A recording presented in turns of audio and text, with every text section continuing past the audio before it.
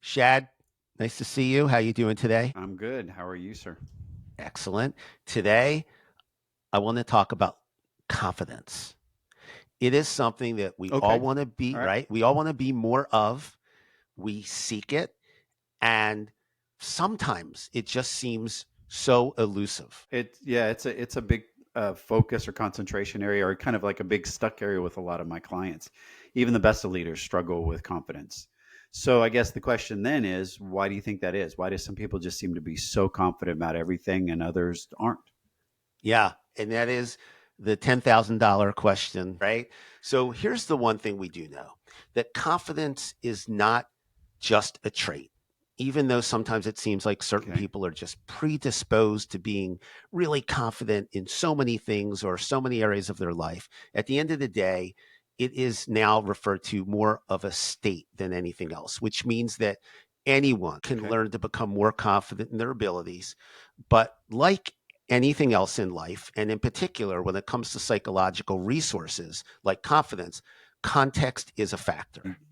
You, you so it's not like you can be confident about everything, Right. right? Exactly. So if you have probably known people in your lifetime, though, and have witnessed leaders in particular who have just seemed so confident in almost everything, it's probably not their Hmm. ability to do all Hmm. of those things, but is this degree or level of assuredness that they have in learning new things, and in some respects better able to see themselves as succeeding, and they're more willing to Yeah. challenge themselves, and they learn from mistakes. As a matter of fact, they often will see these hiccups or these speed bumps not as mistakes, but they persevere from these opportunities, right? So they might see these things that we call mistakes So so readily as small hiccups or speed bumps.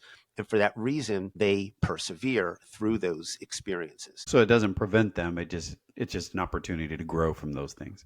So Exactly. makes sense. Makes perfect sense. Um, then I guess as some people are sitting here thinking, well, how do I become a better leader or more confident as a leader? What are some practical things that leaders can do today to make themselves more confident? Yeah, I think the first thing that is critically important is that you're honest with yourself when you reflect on a question like this. And you try to ask yourself Yeah. about what it is that Yeah. you know and what it is that you need to learn. We've all used these terms, fake it until you feel it or fake it until you make it.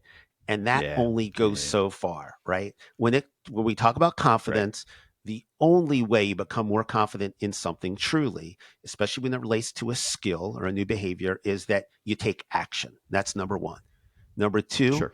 you have Yeah. to be willing to challenge yourself to do things that you see as difficult today. Said another way, pushing yourself into this growth zone and out of the very traditionally stated Mm-hmm. comfort zone.